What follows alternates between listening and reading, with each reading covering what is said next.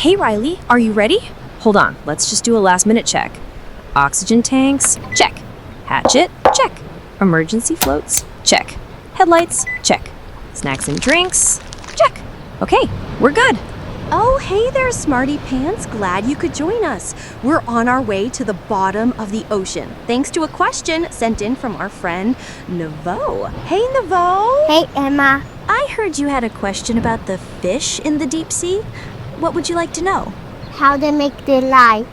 That's a really great question. Do you want to explore it together with us? Yes. Great! Jump aboard and bring your friends with you.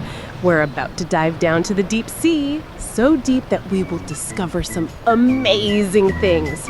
Ready? Okay, folks, we're diving down in 3, 2, 1.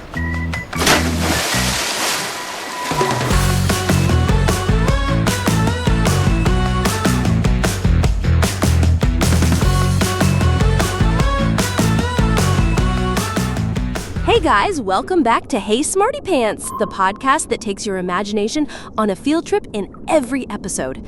With us today on our submarine adventure is Ryley. Okay, Ryley, what are we about to encounter? Well, I can't give it all away, but we're going to learn about some cool creatures who live in complete darkness and make their own light. And that's just the beginning. We're still on our way down to the ocean floor and already seeing some really cool stuff. Oh, wait, what was that outside my window? Oh, wow, that was a sperm whale. I want to give our friends a bonus fact right at the beginning of our episode. Did you know that the sperm whale has the biggest brain of any creature in the world? Whoa, really? How big is it? It's 5 times the size of a human's brain and weighs about 9 kilograms or 20 pounds, the same size as a really big, juicy watermelon. And that's just the beginning. We're still on our way down. Yeah, the light seems to be really fading here. Headlights on. That's better.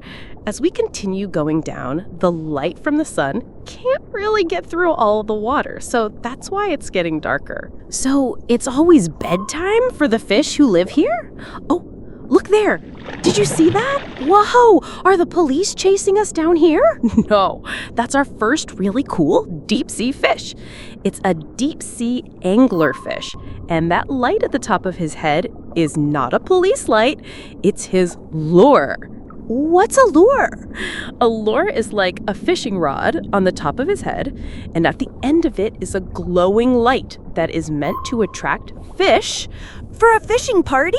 No, it's to catch fish and other small creatures to eat, just like a fisherman catches a fish. Imagine you had a fishing rod on your head like that. You wouldn't need to spend money on food or fishing poles. That's genius. Okay, what else lives down deep in the ocean, Ryley? Well, there are so many different types of creatures. Let's talk about a few special ones, like the Greenland shark. What? A green shark?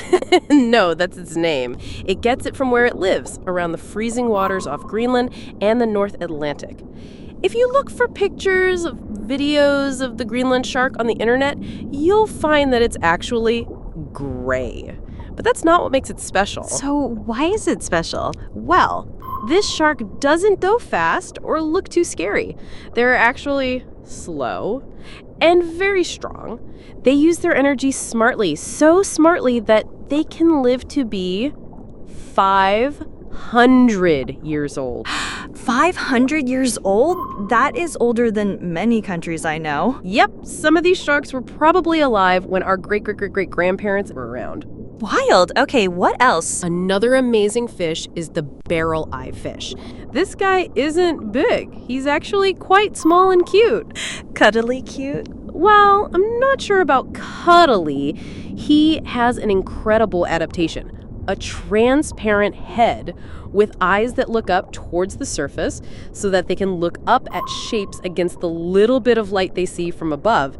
It helps them find small fish and crustaceans to eat. Wow, I wish I could do that. That would make looking at kites and airplanes so much easier.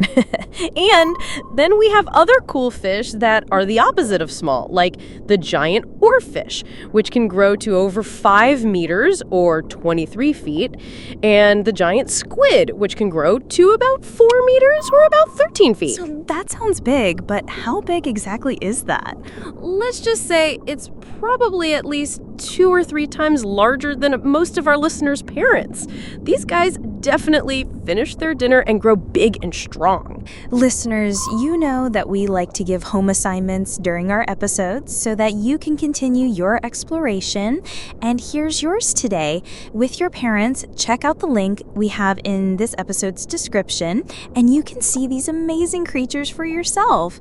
You can even use your phone or tablet to see what some fish would look like in your living room using Google's 3D feature.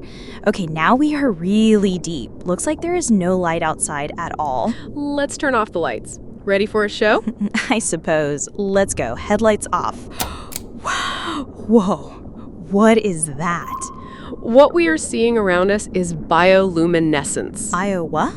Bioluminescence. It's a very big scientific word that means that these creatures can create their own light.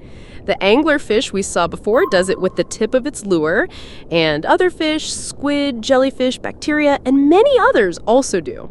It helps them communicate with each other, attract prey, and also scare bigger fish away so that they don't get eaten. Underwater fireworks. Wow. Yeah, but a lot more diverse. They come in every color and combination you can imagine. Sometimes it's like watching carnival lights or fireworks with no bangs. I definitely prefer fireworks with no bangs. Before we start heading up to the surface, let's give our listeners some more deep sea facts. So, we already know about the watermelon-sized brain of the sperm whale.